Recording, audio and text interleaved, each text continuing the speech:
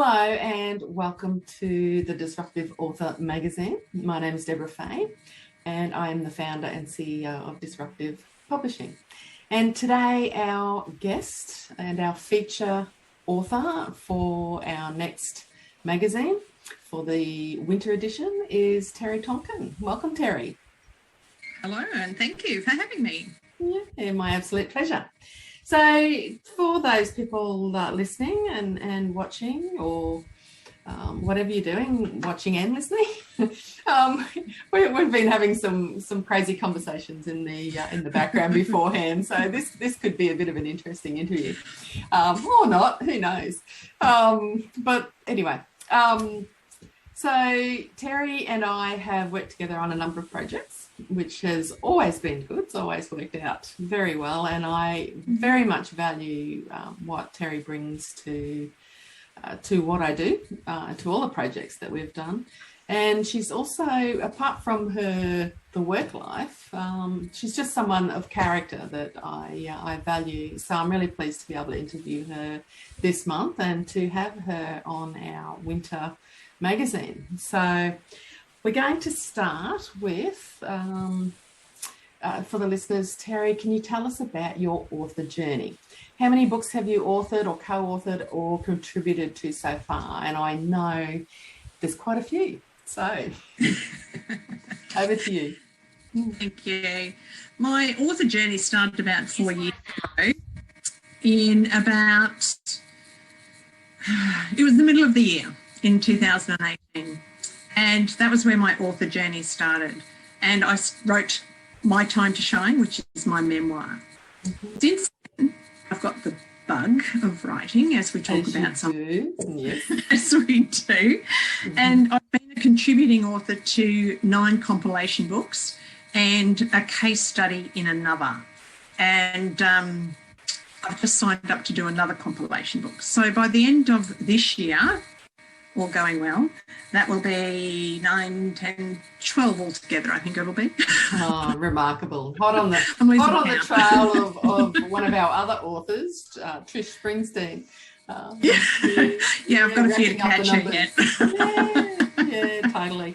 But it's as you say, isn't it? You like you get the bug, and then so when opportunities come, you take them and you run with them. Yeah. It's great Absolutely. fun, isn't it? It is, and the compilation books allow me that freedom of choice, I guess, in that something, piques my interest, and I go, oh, yeah, I've got a story about that.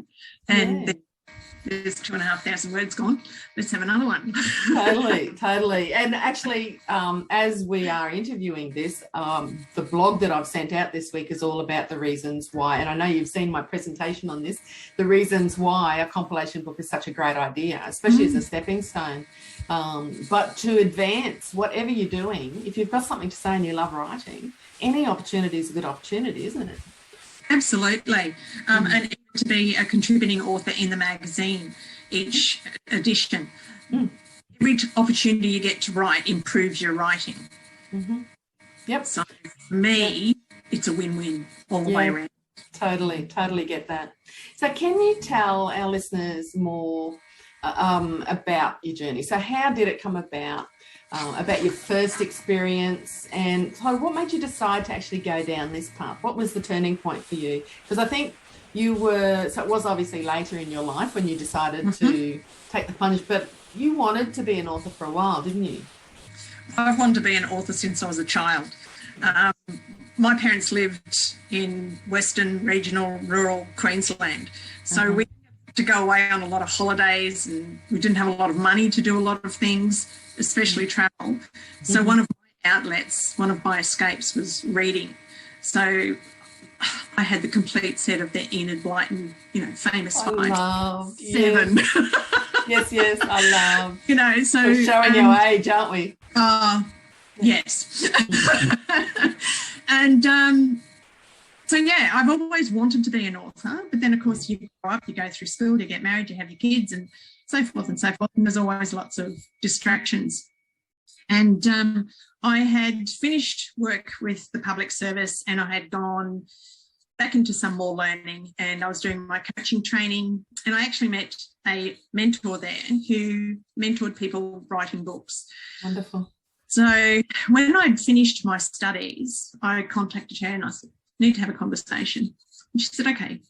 I said, I want to write my book. And she said, okay. Great. Why now? Good question. Why now? Why then? That was 2 words. Why now? Mm-hmm. And I've run out of excuses. See, that is the best answer. Seriously. And that's the way it seems to be. People get to that point. It's like, there's nothing to stop me now. No, I was in a situation, I had done my coaching training. I was in the throes of setting up business. Financially, I was well settled. My mum was not well. She had been diagnosed with dementia. So I thought, what better time to do this than to get it written before mum gets to the point where she can't even read it. So that was one of my driving forces. And was to leave a legacy for my children and my grandchildren. At the time, I had 2 grandchildren in Cairns. I had other grandchildren in Bundaberg. So I wasn't physically close to them. And I thought, if I can give them a book about Nani's life, at least be able to read that. Yeah. They were the I guess the driving motivation behind it was I'd run out of excuses. I wanted mum to read it before she was too unwell, and I wanted to leave a legacy for my kids. So it was in my 60th year around the sun that I became a published author. Nice. How many days is that, do you know? Have you figured that out? 60 No. 60 turns around the sun? A lot. Many thousands. A lot. Yeah. Too many. No, not too many. Not enough. Not enough. So what happened then? You did your first book? I did my first book, and I independently published that through what is now Kindle Direct Publishing, and that was an experience all on its own. I know. For somebody who is reasonably tech savvy but is very tech challenged, I had moments. But it's the reason I have a job, darling. Yes, I know. Yeah. And it's can I just say, it's one of the reasons I love compilations. I don't have to do it. I know. It's one of the reasons I say it's a really good way to go. Yeah. Absolutely. And the other benefit of a compilation is you get to see how other people write as well. Yes, that's true.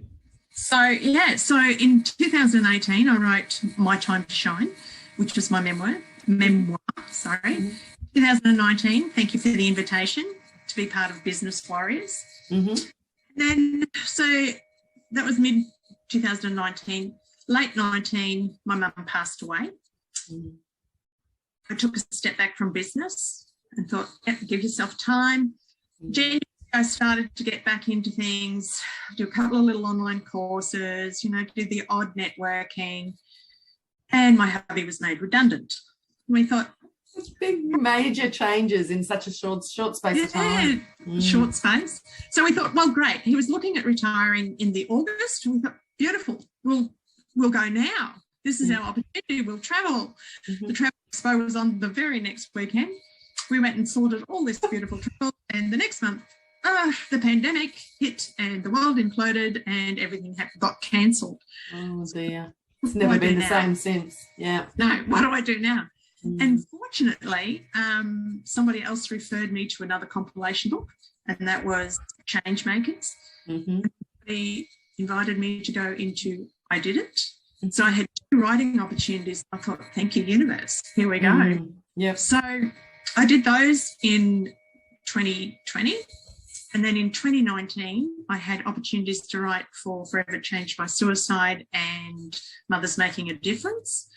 And then this year, I've had An Inspired Life, Gratitude, Soul of the Journey, My Voice, A Mother's Journey, and the new one that I've just started writing for is Forgiveness, and I haven't got the full title for that one. That'll be interesting. Yeah, and I was a case study in another book. So that'll be 5 or 6 this year. So yeah, like that. What a year, love it. Yeah, but towards the end of last year, I've been going, well, what else can I do with my writing? Yeah. Contributing to the magazine, but I thought, what else can I do? And I started looking at ghostwriting. And in the late September last year, I joined the Ghostwriter School in the United States. So I'm still a student, in that I have that program for life. Yep. And I can go through that at my own pace, take the things I need as I need them, and I can get advice, I can get mentored, and I have all the other ghostwriters in there as well. I put it out to the universe, and within a week I had 5 potential clients contact me. Mm-hmm. One of those I signed up, or she signed up straight away. She just said, no, I just want you to write it. Thank you very much. Yeah. And then the next month I had another client signed with me, and I've had conversations with other people who are will I, won't I. So nurturing them along their journey. Yeah. If they choose me, fantastic. If they choose somebody else, I'll still get their story told. Yes. But that's what I'm getting now, is helping people help them write their own story. So it sounds like ultimately what you've done is you've gone from I want to be published to I'm published. And then it's like these floodgates have opened and you've taken every opportunity along the way, and now you're positioned where you are making good money from your writing by simply writing for other people for whom it doesn't come as easy. Writing is a job. There is work involved, and I know how much thought you put into your writing. I know that, but you are someone that can do it and can do it well. There are people who really, really struggle with it. We'll say that. So you and I might struggle and labour over it, but other people really struggle with it. So you're like really well positioned to be able to help those people, aren't you? Absolutely. And it doesn't have to be a 60,000 word book.